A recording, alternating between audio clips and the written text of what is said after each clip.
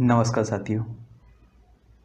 अगर आप लोग पहले से मुझसे जुड़े हुए हो तो आप लोगों ने देखा होगा कि पहली क्लास में हम लोगों ने जो आपका सिविल सेवा परीक्षा है इसका क्या ऐतिहासिक परिदृश्य यानी कि ऐतिहासिक इसका बैकग्राउंड क्या रहा है इसके बारे में हम लोगों ने जाना था।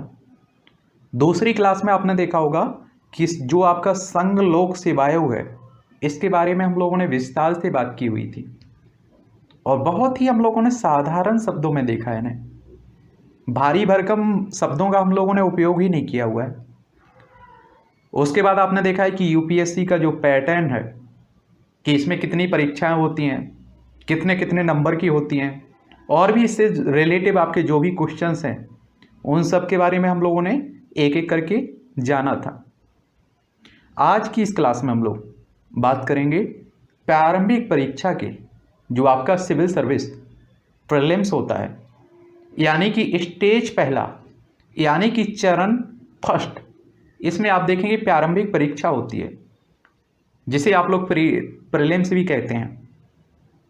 तो इसका पाठ्यक्रम क्या होता है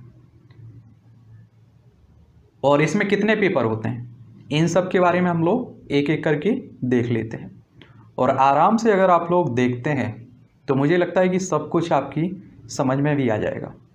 ठीक है। और अगर आप लोगों को कुछ डाउट बच जाते हैं, रह जाते हैं, आपके दिमाग में और भी इससे रिलेटिव कोई क्वेश्चंस आता है तो उसे भी बताइए, उसे भी हम लोग बात कर लेंगे इसमें।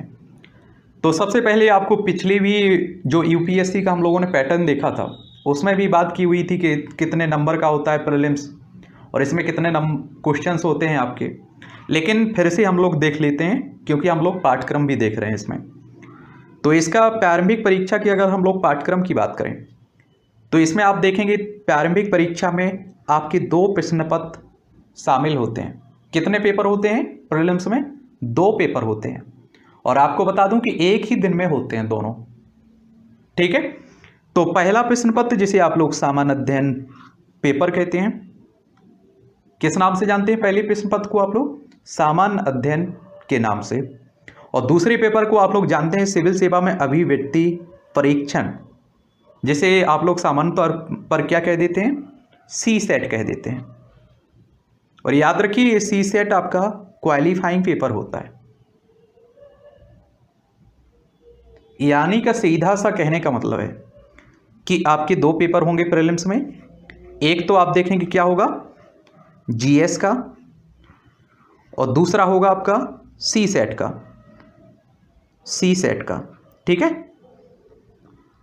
तो आपकी जो मेरिट लिस्ट यानी कि मुख्य परीक्षा में आप लोग पहुंचने के लिए आपको इसके नंबर के आधार पर आपकी मेरिट लिस्ट बनेगी जीएस पेपर फर्स्ट के आधार पर।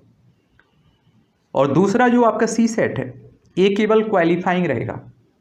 इसमें आपको 33% नंबर आप लोगों को चाहिए होंगे। लेकिन आप लोगों को ये भी बता दूं यहाँ कि मान लीजिए कि इसमें आपके 200 में से आपके 190 आ जाते हैं और जो सी सेट है इसमें आप लोग 33% नंबर नहीं ला पाते हैं तो आप लोग मुख्य परीक्षा में नहीं पहुंच पाएंगे। इसलिए सी सेट को भी हल्के में ना लें कभी भी।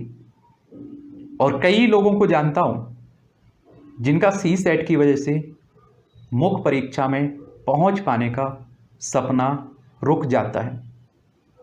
तो दोनों पेपर को आप लोग ध्यान से पढ़िए और आप देखिए कि सी सेट आपका ऐसा वैसा नहीं आता है, इतना सरल भी नहीं होता है।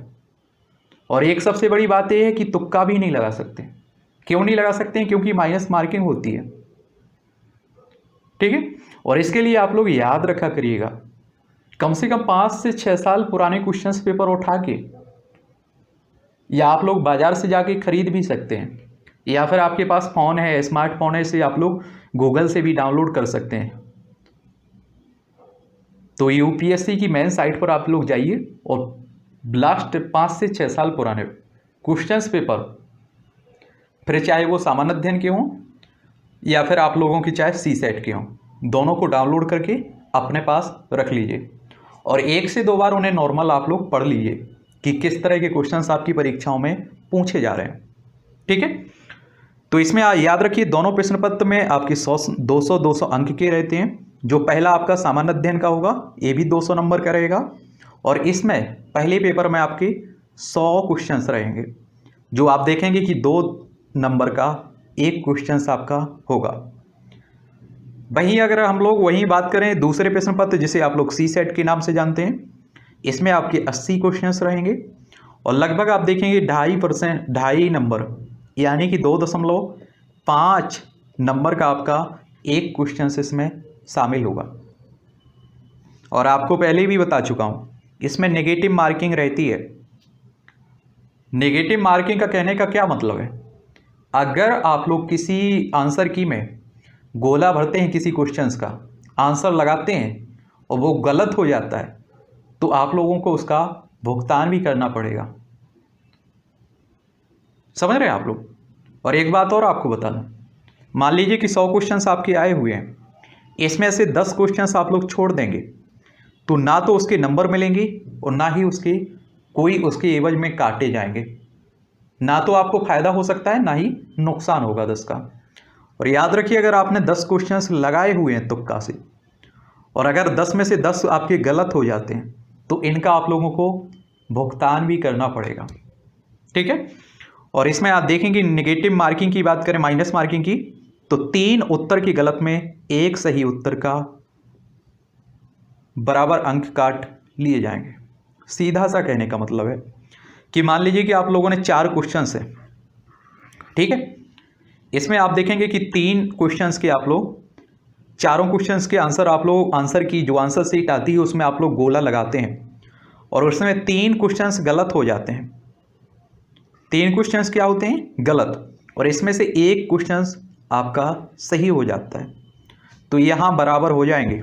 यानी कि 3 के बदले जो 3 गलत आपने लगाए हुए हैं वो 1 आपका काट लेंगे क्वेश्चंस। तो ये भी आप लोग याद रखिएगा। ठीक है। अगर 3 क्वेश्चंस आप लोग गलत करते हैं तो 1 जो आप लोगों ने सही किया होगा उसके नंबर कट जाएंगे उसमें। ये ज़रूर आप लोग याद रखिएगा। अभी तक आप देखते हैं कि लगभग सभी स्टेट पीसीएस में माइनस मार्किंग आप देखते हैं, लेकिन आप देखेंगे आपका एमपीपीएससी में माइनस मार्किंग नहीं है।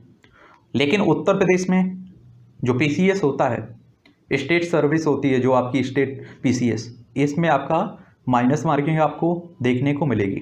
ठीक है, ये भी आप लोग याद रखिएगा।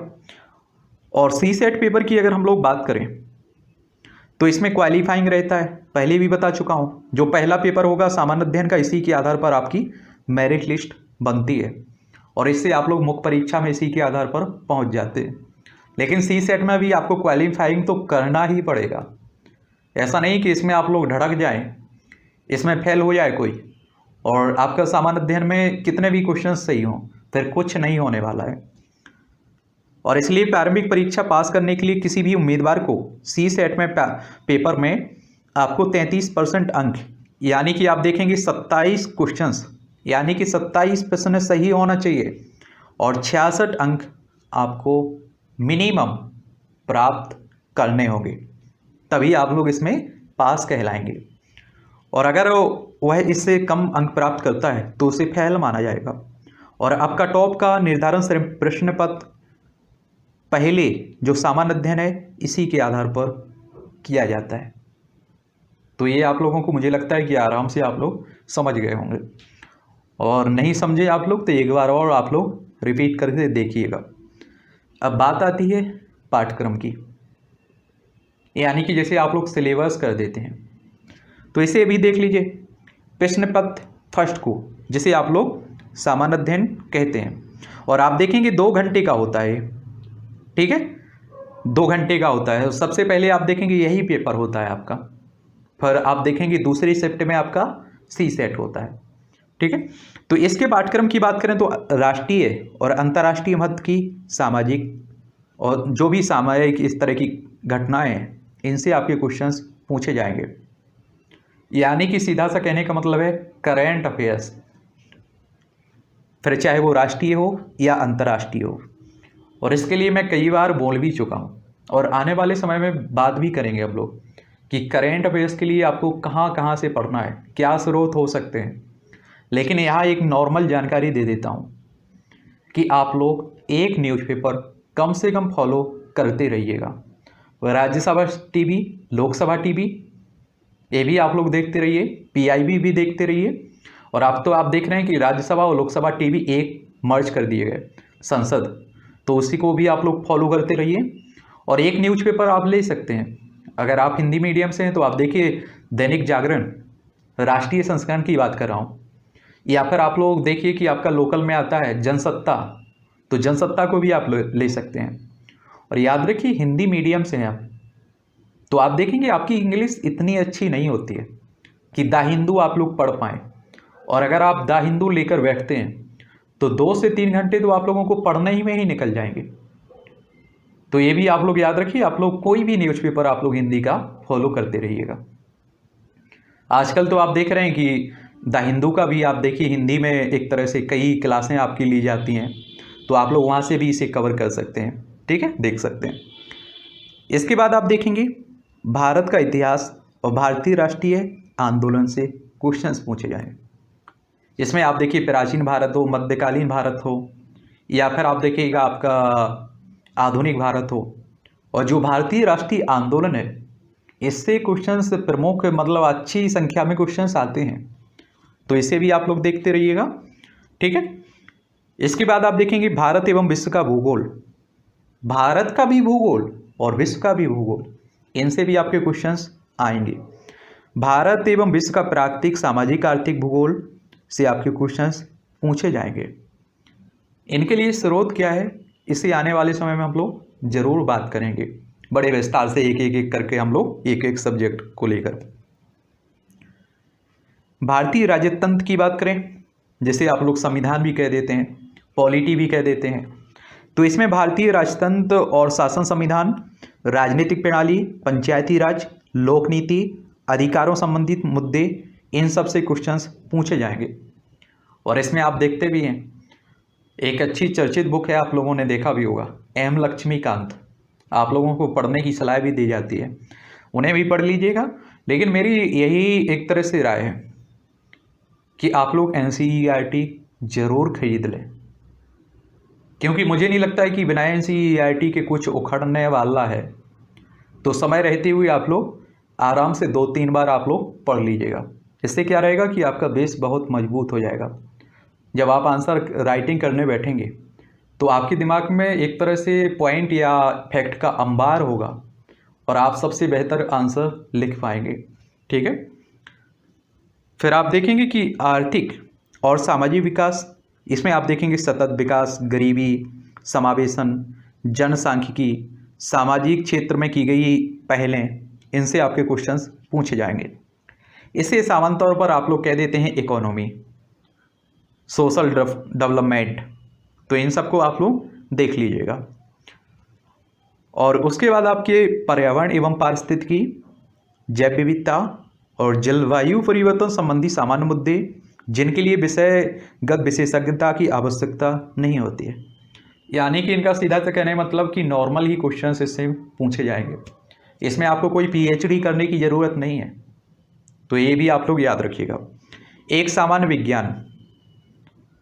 विज्ञान से भी आपके क्वेश्चंस देखेंगे आप लोग, और इसीलिए कह रहा हूँ कि कम से कम 5 से 6 साल पुराने क्वेश्चंस पेपर लगाओगे तो इसमें आप लोगों को और भी अच्छी जानकारी मिलेगी कि आखिर किस सब्जेक्ट से कितने क्वेश्चंस पूछे जा रहे हैं, किस तरह के क्वेश्चंस आ रहे हैं।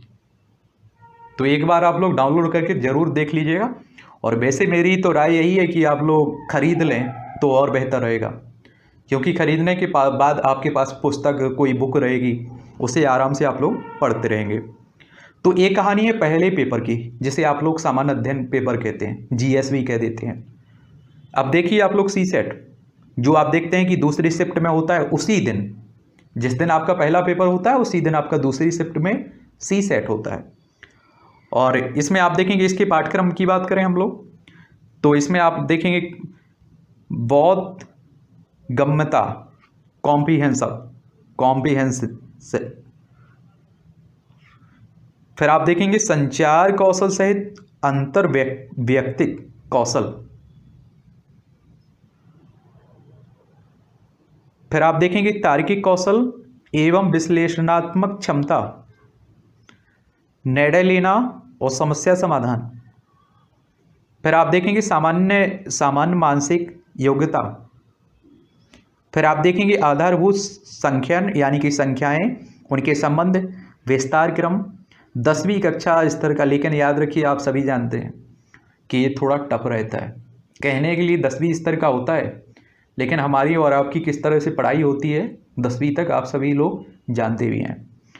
आंकड़ों का निर्वचन, इसमें चार्ट, ग्राफ, तालिका, आंकड़ों की पर्याप्तता, ये सभी भी कहा जाता है कक्षा 10वीं स्तर का ही रहेगा। तो इसे भी आप लोग देख सकते हैं। और आपको बता दूं कि प्रारंभिक परीक्षा जो होती है वस्तुनिष्ठ प्रकार की होती है, यानी कि ऑब्जेक्टिव टाइप क्वेश्चंस। इसमें आप देखेंगे एक प्रश्न होगा, उसके 4 विकल्प होंगे, इनमें से एक विकल्प सही होगा, उस विकल्प को आप लोगों को चुनना होगा। तो ये कहानी है आपकी, ठीक है। प्रारंभिक परीक्षा का ये पाठ्यक्रम है आपका, दोनों क्वेश्चंस पेपर के। अब बात आती है किताबों की कि इसके लिए किताबें कौन कौन सी पढ़नी है। तो उसे क्या करेंगे हम लोग कि एक पूरी क्लास ही आपकी ले लेंगे कि आखिर कौन कौन सी बुक्स पढ़नी है आपको प्रीलिम्स के लिए, कौन सी बुक्स पढ़नी है आपको मुख्य परीक्षा के लिए। देखिए, लेकिन मेरा मानना यही है कि आप लोग एक मतलब प्रारंभिक परीक्षा के उद्देश्य से मत पढ़िए, यहाँ आप लोग धोखा खा जाएंगे। आप लोगों को प्रीलिम्स प्लस मेंस यानी कि लिखित परीक्षा, मेन एग्जाम, दोनों को ध्यान में रखते हुए आपको तैयारी करनी है, ठीक है। अगली क्लास में, आने वाली क्लास में हम लोग क्या करेंगे, मुख्य परीक्षा का पाठ्यक्रम क्या है उस पर बात कर लेंगे हम लोग। और आप देखेंगे जो हिंदी और इंग्लिश का पेपर होता है, या आपकी क्षेत्रीय भाषा रहती है, तो अपने हिसाब से अगर हिंदी के अलावा आपकी कोई क्षेत्रीय भाषा आप लोग चयन करते हैं तो उसका आप लोग देख लीजिएगा डाउनलोड करके। लेकिन हिंदी के बारे में हम लोग ज़रूर बात करेंगे, ठीक है। और आपके जो 4 जीएस के पेपर होते हैं उन्हें भी हम लोग देख लेंगे, उनका पाठ्यक्रम क्या है। और ऑप्शनल को भी हम लोग देख लेंगे, जैसे आपका इतिहास ऑप्शनल होगा, या फिर आप देखिए जियोग्राफी, इन्हें हम लोग पहले देख लेंगे। और आपके बाद में अगर आपको लगता है कि कोई ऑप्शनल, दूसरे ऑप्शनल पर बात करनी है तो आप बताइएगा, उस पर ही हम लोग देख लेंगे, ठीक है।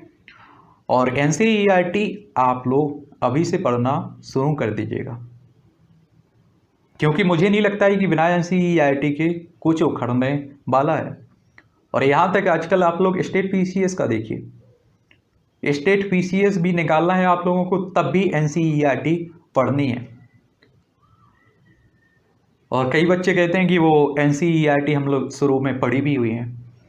आप और हम बेहतर जानते हैं कि आपने वहाँ पास होने के लिए केवल पढ़ी हुई है, अपना बेस मजबूत करने के लिए वहाँ आपने नहीं पढ़ी हुई है। अगर आपने पढ़ी भी है, फिर भी मैं कहता हूँ कि 1 से 2 बार आप लोग फिर भी पढ़ लीजिएगा। और एनसीईआरटी पढ़ने के बाद आप स्पेशल बुक्स उठा लीजिए। मान लीजिए कि आप लोगों ने पॉलिटी की एनसीईआरटी ख़त्म कर दी है, तो उसके बाद आप लोग एम लक्ष्मीकांत ले लीजिए। और भी बता देंगे आपकी इस तरह की पॉलिटी की अगर बुक्स और भी हैं स्पेशल, तो उन्हें भी हम लोग बता देंगे, तो उन्हें भी आप लोग पढ़ सकते हैं। तो यही कोचिंग का उद्देश्य रहता है, मुझे लगता है कि आपको स्टडी मटेरियल यानी कि जो भी आपकी पुस्तकों की बात करें या फिर और भी जो भी आपका मटेरियल है वही उपलब्ध कराया जाता है। बाकी पढ़ना तो आपको है, मेहनत तो आपको करनी है। अब जो करना है आप लोग करते रहिएगा। चलिए, हमें इजाज़त दीजिए और आगे हम लोग मिलते रहेंगे। मुख्य परीक्षा का हम लोग पाठ्यक्रम देखेंगे, वो बहुत ही आराम से देखते रहेंगे। फिर भी आपको लगता है कोई डाउट है तो बताइएगा, उससे भी आपका जो भी समाधान होगा करते रहेंगे हम लोग।